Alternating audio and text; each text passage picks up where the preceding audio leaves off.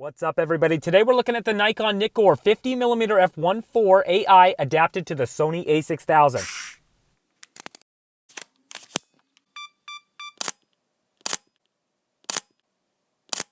Okay, so here it is, the Nikon Nikkor 50.4 AI, guys. And I did a video when I originally brought this one home. I'll go ahead and link that if you want to check out that video. But the lens came attached to an old Nikkor camera, and it came in a nasty camera case that was totally falling apart.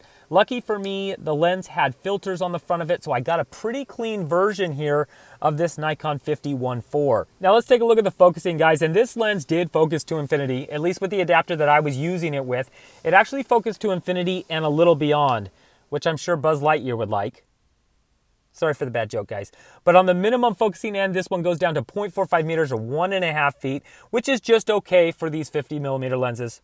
So let's look at the aperture on this one, and it starts at f16, and then I'm sure the big selling point of this lens is that it opens up to f1.4. Lots of people are drawn to that extra speed. They want the shallow depth of field that these lenses can offer. And here it is stepped down a little bit, and then I went ahead and opened it all the way up to give you an idea of what those bokeh balls are going to look like. Okay, so let's get the lens adapted, and to do that I'm using this K&F concept adapter. If you guys have seen any of my other videos before, you know I really like these adapters. I have one in just about every mount out there. I get them off of Amazon for about $15, so if you want to check out the link below, you can check them out for yourself, but they're really well built and really affordable too. Now, a couple things to keep in mind if you're new to adapting lenses is that this is just a dumb adapter. There's no electronics on it, so you will have to manually adjust the aperture and manually focus this lens. Now, another thing to keep in mind is that if you're using this on an APS-C size sensor like I am on the A6000, the field of view is going to be more like a 75mm lens instead of a 50mm. Okay, now that we have everything adapted, let's get this lens on the camera and head out and take a few sample shots.